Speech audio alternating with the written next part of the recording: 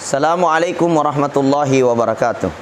Yang ingin saya tanyakan Ustadz, bagaimana hukumnya main Bitcoin atau main trading?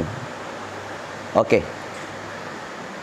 Alhamdulillah, Bitcoin, trading, saham ini adalah perbuatan atau perniagaan yang tentunya ketika kita meninjau secara syar'i, kita harus kembali kepada kaidah syara' bahwa asal segala sesuatu itu hukumnya mubah, boleh-boleh saja, kecuali ada hal-hal yang menyebabkan ia haram secara syar'i, ada dalil-dalil yang mengharamkannya.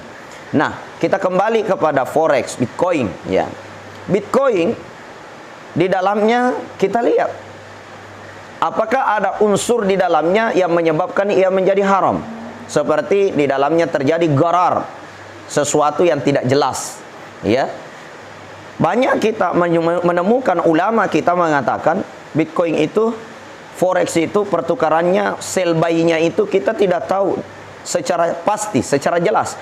Menurut saya justru trading forex atau Bitcoin ini sangat jelas, karena Bitcoin itu sudah terdesentralisasi oleh suatu platform yang disebut dengan blockchain ya.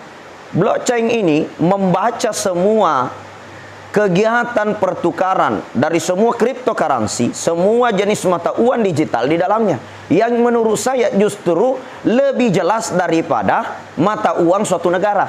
Seperti umpamanya ada suatu negara ya, kemudian mata uangnya itu hanya tersentralisasi kepada satu induk bank ya. Akan tetapi dengan cryptocurrency ini memiliki satu buku besar yang disebut dengan blockchain ya. Itu semua keluar masuknya cryptocurrency seperti Bitcoin, Doge, Ethereum, USDT, semua itu terbaca Pak, sekecil apapun di seluruh dunia. Makanya bagi saya dia terdesentralisasi dan tidak bisa dihacker ya. Jadi Bitcoin itu digunakan untuk yang baik atau digunakan untuk yang tidak baik, di situ halal dan haramnya. Nah, tapi pada hakikatnya Bitcoin itu adalah bentuk kupon digital atau bisa disamakan dengan suatu voucher ya, voucher digital. Nah, dan biasanya ada juga yang mengatakan dia haram karena kita jual beli apa di dalamnya ya, kita hanya jual beli angka-angka saja, tidak ada barang katanya. Nah, jadi karena tidak adanya barang sehingga dinyatakan haram. Nah, kalau kita mau mengatakan tidak ada barang, ini juga sangat keliru. Karena cryptocurrency itu sendiri adalah barangnya bentuk digital.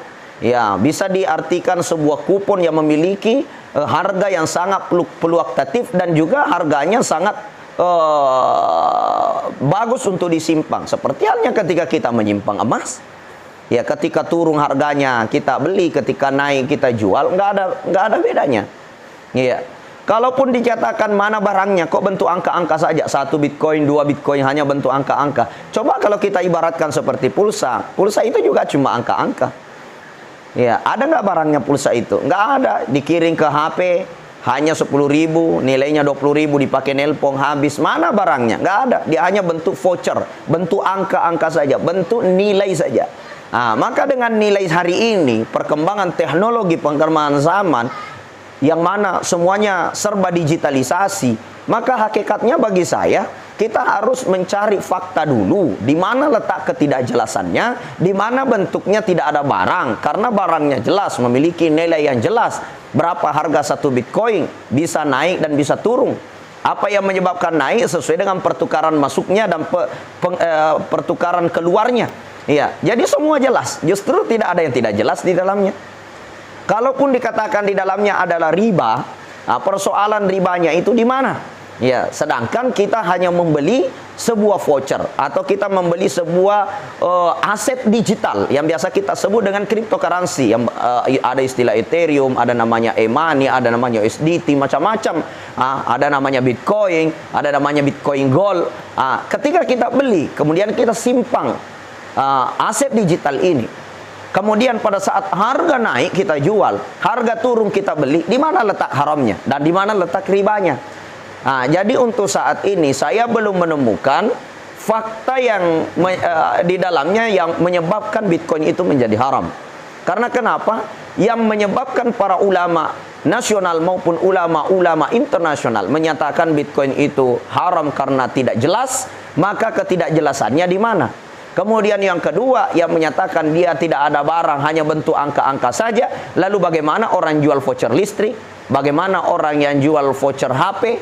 Bagaimana dengan orang yang menjual kupon yang memiliki nilai dan harga? Seperti bank menjual sebuah kupon, kemudian dihadiahkan mobil ketika kuponnya terkumpul banyak. Padahal kupon itu bukan sebuah barang, hanya mungkin dikeringkan saja nilai-nilai kupon berbentuk angka-angka saja. Lalu begitu juga dengan aset digital ini. Itu barangnya adalah bentuk digital. Tidak ada masalah selama tidak ada pelanggar syarak di dalamnya. Kemudian bicara forex, saya melihat semua bank itu terintegritas dengan sistem saham dan forex. Ya, mengikuti bagaimana perkembangan uang mata uang naik turun seperti euro, dolar, bagaimana pertukaran dari rupiah ke euro, dari euro ke dolar, dari dolar ke euro. Itu semua bank Pak terintegritas situ. Makanya orang semua yang menyetor uang di bank, ya, semua orang yang menggunakan bank sentral, apapun itu, maka mereka semua tergolong daripada orang-orang yang ada indikasi bersama dengan forex. Maka kalau begitu, saham dan forex juga menjadi haram, maka seluruh bank itu ikut berperilaku haram. Kenapa? Karena semua bank terintegritas dengan sistem trading. Maka dari itu bagi saya belum menemukan hal yang bisa menyebabkan forex secara mutlak itu haram, Bitcoin secara mutlak itu haram. Akan tetapi siapa yang menggunakan forex, siapa yang menggunakan Bitcoin, siapa yang menggunakan trading itu, entah trading itu digunakan dengan trading cara syar'i, ya, dengan sistem bagi hasil mudharabah yang syar'i, atau dengan cara ribawi. Begitupun dengan Bitcoin digunakan dengan sistem alat yang main judi, sistem alat yang sistem yang digunakan untuk geng-geng online yang terlibat dalam maisir, permainan judi, atau digunakan kepada hal-hal yang haram, maka dia menjadi haram, bukan karena Bitcoinnya. Akan tetapi bila digunakan untuk yang baik-baik, disimpan sebagai aset yang berharga, kemudian dijual pada saat naik, kemudian dibeli pada saat turun, saya kira itu tidak ada yang haram di dalamnya. Maka dari itu mudah-mudahan Allah melindungi kita semua dari perkara yang haram, dan Allah Subhanahu wa taala memberikan kita petunjuk sehingga kita tetap berada dalam hidayah, jalan yang lurus, dan kita tetap akan menjadi orang-orang yang diselamatkan dunia dan akhirat, radiyatan mardiyah, ridho dan diridhoi oleh Allah Subhanahu wa taala. Hadanallah wa iyyakum ila sabilis salam. Wabillahi taufiq wassa'adah. Assalamualaikum warahmatullahi wabarakatuh. Halal haram dalam cryptocurrency memang masih simpang siur ya. Ada beberapa ulama juga berdasarkan hadis menyatakan halal, dan ada juga yang menyatakan haram. Itu tergantung kepada pemahaman individu masing-masing, yang mana pemahaman itu pastinya mempunyai alasan tertentu, keyakinan tertentu. Nah, di sisi lain kita juga bisa melihat beberapa negara Islam ada yang menghalalkan, ada yang mengharamkan. Nah, jadi apa yang harus kita ambil dari pembelajaran ini? Ya, kembali kepada individu masing-masing. Tujuan kita membeli aset digital, bertransaksi cryptocurrency untuk apa? Ketika itu digunakan untuk kejahatan, merusak, itu adalah haram. Ketika kita itu untuk kebaikan, kebenaran, perubahan finansial, ya mungkin itu lebih baik dan bisa jadi itu halal. Nah, itu kembali kepada masing-masing orang seperti itu.